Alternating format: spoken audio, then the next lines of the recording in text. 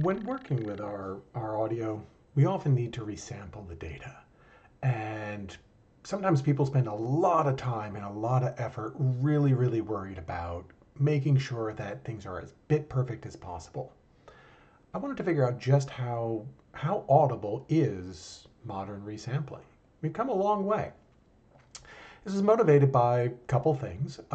One is that I put together a little external hardware DAC project here, and behind the scenes on all of it, I mean, it's a fun little project. You get to have knobs and everything to adjust whatever parametric EQ you want to have on the fly. But one of the things is that it's running on a Raspberry Pi, and it's using this thing Camilla DSP that really is often going to need to have me actually resample the data to a common clock rate.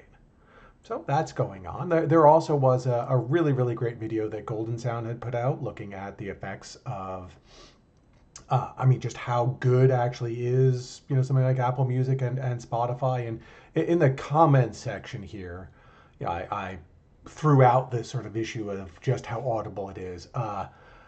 This person here did not take kindly to my notion in all of it. But there have been a lot of great videos. AP Mastering has put on things on terms of like how audible are DACs by doing things like looping DAC, A to D and D to A conversion. We also have Audio Masterclass has put out some phenomenal stuff. And what I wanted to do was really then try to do something like that for us. Well, one last quick bit of setup here. I'm going to put this into a link to this. This is looking at really what are the impacts, sometimes negative impacts of actually having 192K music. And this page, absolutely a fantastic page, definitely worth a read, put me on to things like an AES paper that had gone a number of years ago, this is back in 2007, had gone through and said, all right, let's go and see just how bad of a problem is this. What they'd actually done in the paper is they'd gone through and they had a Super Audio CD slash DVD A player, if the person who was commenting to me there is actually watching this. And what they were doing is they used an ABX box to take a look and say, all right, what's the difference between going through a route where we're just having this and when we're actually then doing a resampling of it. And so the ABX would be listening to same source, but the question is just, have they gone through and done this resampling process? And even back in 2007, they had a whole bunch of people actually doing it. 49.82% correct was what we had actually had. So that's really, I mean, well, chance is 50%.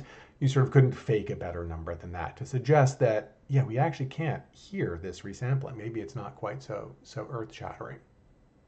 So what I did then for us all here is I've actually set up an ABX test that people can actually take themselves. And the ABX test that I have set up here is I just did a little bit of Python code. And in this Python code, what's happening is I take a FLAC file as an input. And this is some very simple code. And I wrote it in this way just so that I could run it in real time here and actually show you it working, show you the files that are generated then for the ABX so that you can do it, so that you can do it yourself and so that you know really what's going on here.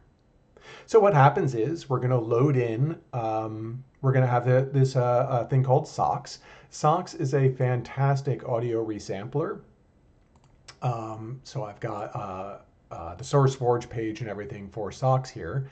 So what SOX is going to do is it's going to actually go and be able to load in our file, perform resampling on the file, write it out. And in the code here, what happens is, well, we just go, we're going to do a whole bunch of loops. In fact, let me actually start this right now. Let's have this run. So while I'm talking here, what it's doing is it's loading up my original. It's a 30-second clip of a song in 44:1 FLAC format. And it's going through, and if you notice, it's saying, okay, look, I'm going to resample it into 98 and then 88. So it's going to go through and do 50 resamples of this, where each time it loads in the previous one and resamples again, and resamples again, and resamples again, over and over and over again. It's doing it in a random ordering. modulo the fact that I had every fifth one be bringing it back to 44.1 so that I could check in on this to see, okay, look, how bad is it actually at each of these different stages? So we're just about done here. And so in the end, we're going to end up, we get all of these FLAC files on the end here. We can take a look and we can see that, yes, they are all different file sizes. We can see that because there are different rates, of course, there are different file sizes here. And when I did this here, I then said, okay, look, let me at least give myself the really easy example of saying, let me listen to the original in an ABX versus the 50 times resample. Because, you know, with that, we are absolutely, I mean, there's no way that we're not going to be able to hear it, you know, after 50 resamples. And this is what you're going to be able to listen to yourself. So I did it. I ran 16 samples. I actually didn't use the online. I used foobar 2000 to do that. And out of 16 trials, I got 6 correct. I swore I was hearing a difference. And I was thinking, oh, that's right, because on the top end, I can hear just a little bit of a difference there. A little bit of the sparkle in her voice is just not quite there. And I was confident I've got this right. And I'll have to back off from the 50. 6 out of 16 was my score, which is pretty humbling. By the way, I'm a university professor. I teach, I'm a neuroscientist. I try to figure out how all sorts of things work in the brain. I study memory and implicit bias. My PhD is actually in cognitive experimental psychology. The effects of these biases and how strong they can be for us are astoundingly powerful. But after I couldn't hear the difference, I said, look, there's got to be something inside of here. And so what I wanted to then end up doing was to see really what do we have inside of this.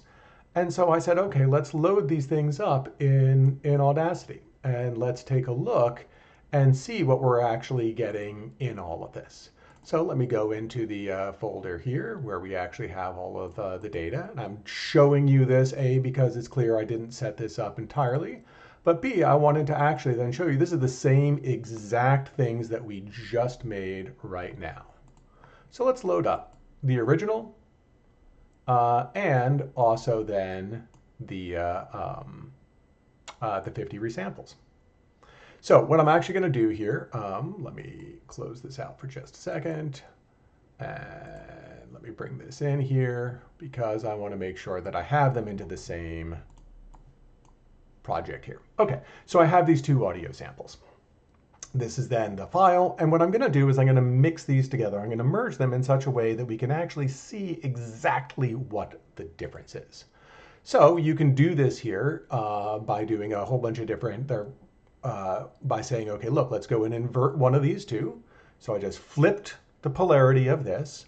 And now I can end up, you know, saying that what I want to do is I want to merge these 2 tracks. I want to mix them. So let's do this as a mix and render. So now what we have on here is this is the difference. Here, I'll go back. Here are the 2 originals again. And we can then say that what we want to end up doing here is we want to mix. We'll tell you what, I'll render it into a new track so we can keep them both up there. Okay, so we have our 2 originals and we have our difference. And if you notice right now, this looks like absolutely nothing. There's no difference in here. I mean, that's kind of crazy. Well, all right, let's zoom in. Okay, there's nothing, there's nothing, there's nothing, there's nothing, there's nothing. Oh, wait a minute, I'm starting to see a little bit. I'm starting to see just a little bit of signal here. Okay, so there's our difference.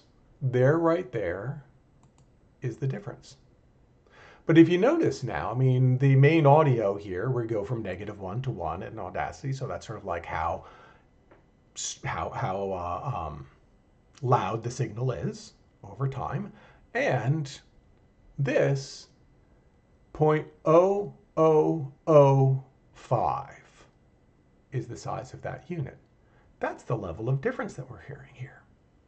Now, I don't want to have a copyright strike and play this, but you could listen to the difference. And I said to myself, oh my gosh, I'm going to listen to the difference. I'm going to see exactly what we actually have inside of here. And I kept hitting play and I kept hearing absolutely nothing. And I'm like, what is going on with this thing? Something wrong with my audio setup? Why can't I even hear this? I've amplified it. I did the effect and I said, okay, look, let's amplify this by 50, 60 dB to be able to hear it.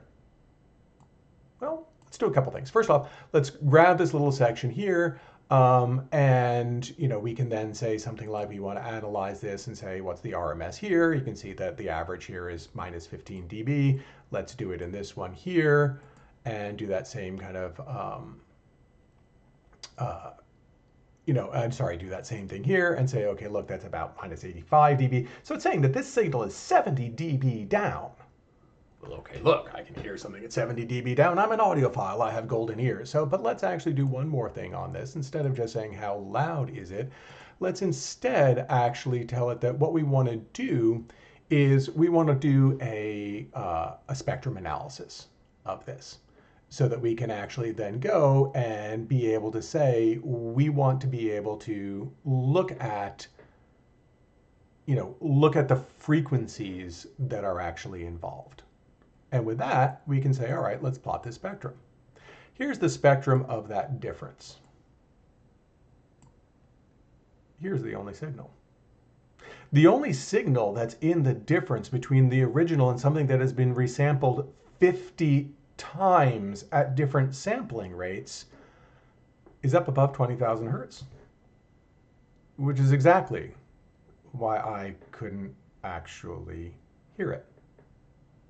So in all of this now, we've taken an original signal, we've resampled it 50 times.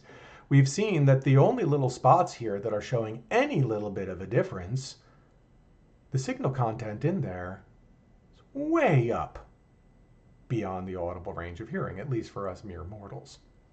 So in terms of this notion of, do we have to worry about being able to actually hear anything in all of this resampling? Is this something that we as audiophiles need to actually pay a whole bunch of attention to?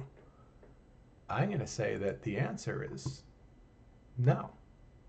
And if you don't believe me, listen for yourself.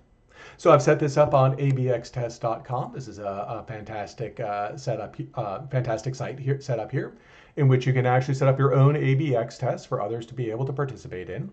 I've got one that's actually set up to do the simple A versus B. You have the original versus 50, and if you're feeling particularly sensitive, you can also try one that's a three-way test of the original versus 5 times resampled versus 50.